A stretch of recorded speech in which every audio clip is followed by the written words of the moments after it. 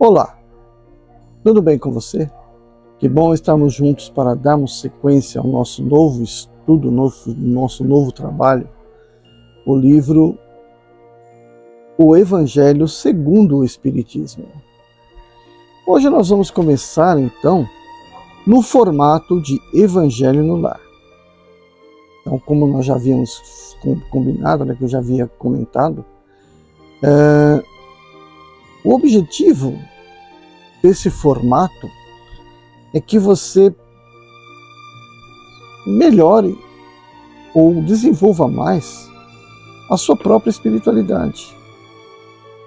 Que para isso você tem que criar a sua conexão com a egrégora de espíritos que são mais elevados do que nós aqui na Terra, do que nós aqui na Terra. Então o melhor jeito que eu conheço de fazer isso é através do Evangelho no Lar. E aí, portanto, o que nós faremos? Vamos fazer a leitura de um pequeno trecho desta obra, que pode ser aleatório, você pode abrir o livro e ler um trecho que você quiser, ou você pode fazer uma sequência que já foi determinada por eles mesmos, pelo Kardec, na hora de compor, quais assuntos deveriam vir antes ou depois, no comentário das obras do Evangelho, e segundo a própria orientação dos Espíritos. Então, como a gente vai fazer isso? Eu recomendo que você pegue uma caneca com água, um copinho, não precisa ser metálico, que nem o meu, não. Um copinho com água, uma caneca com água, uma garrafinha, e a coloque aqui do lado, porque nós, à medida que vamos fazendo uma interpretação, uma leitura sobre estes evangelhos, nós abrimos uma conexão. E o que nós queremos? Que esta água que nós separamos aqui seja fluidificada. O que quer dizer isso? Que ela receba os fluidos vitais do meio por ordem, por ação espiritual, não é nossa. E esse espiritual de quem? Seu próprio anjo de guarda, seu próprio acompanhante espiritual, que eu espero esteja, obviamente, acompanhando você nesse nosso trabalho, nessa nossa leitura, tá bom? E se você... Qual que é o estado mental que nós devemos entrar nesse momento? A gente tem que estar relaxado. A gente tem que estar beirando as ondas alfas, Ou seja, um estado de relaxamento que nos permite essa conexão. Porque se estivermos agitados mentalmente, nós mesmos bloqueamos a ação desses mentores, desses acompanhantes espirituais. Então a gente precisa estar em estado relaxado, em estado de meditação. Ah, mas eu não gosto de meditar. Tudo bem, se você nunca meditou na sua vida, não tem importância. Você em algum momento deve ter jogado um xadrez, jogado dama, ou feito palavras cruzadas, ou estudado para uma prova, ou rezado, sei lá. Em algum momento você esteve em concentração. O que acontece nesse momento? Você se desliga do mundo. E aí, portanto, você baixa as ondas mentais num nível próximo das ondas alfas. Se não for onda alfa, mas vai ser bem próximo das ondas alfas. E aí, portanto, nesse estado, o seu espírito está um pouco mais solto em relação à sua matéria. Ok? É isso que nós queremos. O ideal é que a gente comece sempre com uma oração, tá? Então, hoje eu vou fazer uma oração. A oração é o Pai Nosso. Você pode escolher qualquer oração, tá? Hoje a gente vai começar com o Pai Nosso. Outro momento a gente coloca outra, tá? Se possível, você coloca uma musicazinha de fundo, que seja suave. Ah, mas eu não sei, eu gostaria de acender uma vela. Acenda, velho, não tem importância nenhuma. Ah, eu gostaria de botar um incenso para soltar aquele cheirinho gostoso, sei lá, de jasmim. Então, coloca o incenso que você quiser. Isso não vai fazer não fará nenhum obstáculo a nossas realizações. Pelo contrário, vai favorecer que você entre nesse estado alfa. Tá bom? Então vamos fazer essa oração. Pai nosso que estás no céu, santificado seja o vosso nome. Venha a nós o vosso reino. Seja feita a vossa vontade, assim na terra como no céu.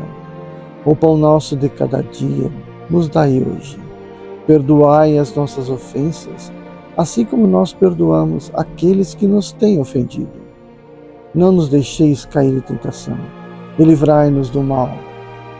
Amém. Então vamos entrar agora para a primeira leitura. Meu reino não é deste mundo. Tornou, pois, a entrar Pilatos no pretório e chamou a Jesus. E disse-lhe: Tu és o rei dos judeus? Respondeu-lhe Jesus: O meu reino não é deste mundo. Se o meu reino fosse deste mundo, certo que os meus ministros haviam de pelejar para que eu não fosse entregue aos judeus. Mas por agora o meu reino não é daqui. Disse-lhe então Pilatos: Logo, tu és rei. Respondeu Jesus: Tu o dizes, eu sou rei. Eu não nasci nem vim a este mundo, senão para dar testemunho da verdade. Todo aquele que é da verdade, ouve a minha voz. Então, João capítulo 18, versículos 33 a 37. E aí vem o item, a vida futura. Por estas palavras, Jesus se refere claramente à vida futura, que se apresenta em todas as circunstâncias como o fim a que se destina a humanidade, e como devendo ser o objeto das principais preocupações do homem sobre a terra. Todas as suas máximas se referem a esse grande princípio. Sem a vida futura, com efeito, a maior parte dos seus preceitos de moral não teriam nenhuma razão de ser. É por isso que os que não creem na vida futura, pensando que ele apenas falava na vida presente, não os compreendem ou os acham pueris. Esse dogma pode ser considerado, portanto, como o ponto central do ensinamento de Cristo. Eis porque está colocado entre os primeiros no início desta obra, pois deve ser a meta de todos os homens. Só ele pode justificar os absurdos da vida terrestre e harmonizar-se com a justiça de Deus. Os judeus tinham ideias muito imprecisas sobre a vida futura. Acreditavam nos anjos, que consideravam como os seres privilegiados da criação. Mas não sabiam que os homens um dia pudessem tornar-se anjos e participar da felicidade angélica. Segundo pensavam, a observação das leis de Deus era recompensada pelos bens terrenos, pela supremacia da sua nação do mundo, pelas vitórias que obteriam sobre os inimigos, as calamidades públicas e as derrotas eram castigos da desobediência. Moisés o confirmou ao dizer essas coisas, ainda mais fortemente a um povo ignorante, de pastores que precisava ser tocado antes de tudo pelos interesses deste mundo. Mais tarde, Jesus veio lhes revelar que existe outro mundo, onde a justiça de Deus se realiza. É esse mundo que ele promete aos que observam os mandamentos de Deus. É nele que os bons são recompensados.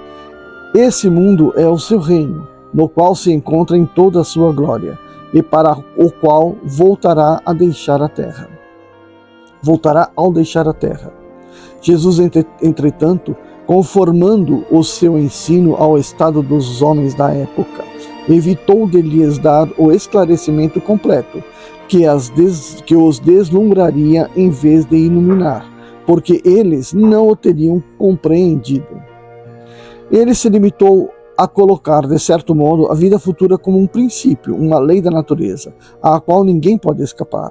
Todo cristão, portanto, crê forçosamente na vida futura, mas a ideia que muitos fazem dela é vaga, incompleta e, por isso mesmo, falsa em muitos pontos. Para grande número é apenas uma crença sem nenhuma certeza decisiva, e daí as dúvidas, e até mesmo a incredulidade. O Espiritismo veio completar nesse ponto, como em muitos outros, o ensinamento do Cristo, quando os homens se mostram maduros para compreender a verdade. Como o Espiritismo, a vida futura não é mais simples artigo de fé, ou simples hipótese. É uma realidade material, provada pelos fatos, porque são os testemunhos oculares que vêm descrever em todas as suas fases e peripécias, de tal maneira que não somente a dúvida já não é mais possível, como a inteligência mais vulgar pode fazer uma ideia de seus mais variados aspectos, da mesma forma que imaginaria um país do qual se lê uma descrição detalhada. Ora, esta descrição da vida futura é de tal maneira circunstanciada, são tão racionais as condições da existência feliz ou infeliz dos que nela se encontram, e acabamos por concordar que não podia ser de outra maneira, e que ela bem representa a verdadeira justiça de Deus. Bom, então esse foi a nossa primeira leitura. O que nós devemos fazer agora? Então, o que nós vamos fazer agora? Nós vamos fazer uma pequena interpretação do que acabamos de ler. E o que nós acabamos de ler? A colocação de que o Espiritismo é uma religião, é uma doutrina, que está aqui para dar sustentação da comprovação do ensinamento de Jesus, do Evangelho. Então, através do Espiritismo, a gente vai verificando, por exemplo, a máxima, né, a primeira das grandes orientações de Jesus, a existência da vida futura. Enquanto estamos encarnados, não temos muita consciência dessa vida, mas temos lembranças de como ela é. Algumas lembranças nós temos, porque nós não somos todos iguais. E se não somos iguais é porque nós não temos apenas uma única vida. Porque duas pessoas que vivem no mesmo lugar, né, teriam tendo a mesma educação, podem ter comportamentos diferentes. Porque, obviamente, elas têm aprendizados de vidas passadas diferentes. E aí, portanto, elas não deverão ser iguais. Certo? Então existe a vida após a morte. Esse é o grande recado. Então, quando ele cita que Pilatos questiona se ele é rei deste mundo, é porque o mundo material é muito poderoso naquela época, né? Não se existia a menor compreensão de um mundo espiritual. E, aliás, o pouco que se acreditava no mundo espiritual era coisa que não pertencia a quem estava vivo. Era uma coisa que era de outro mundo, embora pudesse, né, parecer para eles possível de se comunicar com o mundo espiritual, eles não acreditavam que eles poderiam fazer parte do mundo espiritual. Que foi o que Jesus deixou claro para todo mundo. Todos nós aqui encarnados morreremos e, ao morrermos, iremos para a vida eterna. E aí ele cita aqui também que a crença do judeu na época era em anjos perfeitos, criados para toda a beleza e poder.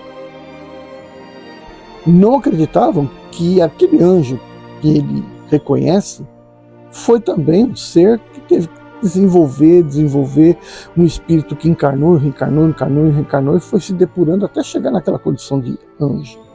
E que ainda não parou aí, deverá continuar, né? Segundo suas próprias classificações, anjos vai para arcanjos, né? Querubins e tal. Então eles também têm uma escala de evolução espiritual. É nisso que eles deveriam estar acreditando, que o homem vai né, e vivendo e se depurando, e o espírito, um certo momento, vai estar livre da necessidade de estar aqui passando pela transição encarnatória. Jesus precisava ter encarnado, apenas encarnou porque ele acreditou que a sua existência na forma carnal poderia conduzir as pessoas para o caminho da evolução espiritual. Por isso ele resolveu encarnar e trazer o Evangelho. E agora a gente vai seguindo paulatinamente esses ensinamentos, tá bom? Então o que nós vamos fazer agora? Fizemos uma pequena reflexão sobre a nossa leitura, primeira leitura. Agora a gente vai pegar a nossa água fluidificada, e acredite, fluidificada, e vamos bebê-la. Ah, mas eu gostaria de partilhar essa água que eu fluidifiquei. Tudo bem, pode partilhar. Será muito bacana da sua parte, muito engrandecedor da sua parte. Partilhe com quem você quiser. Todo aquele que tem vida com você. Pode ser pessoa, pode ser seu animal de estimação, pode ser suas plantas. Bom?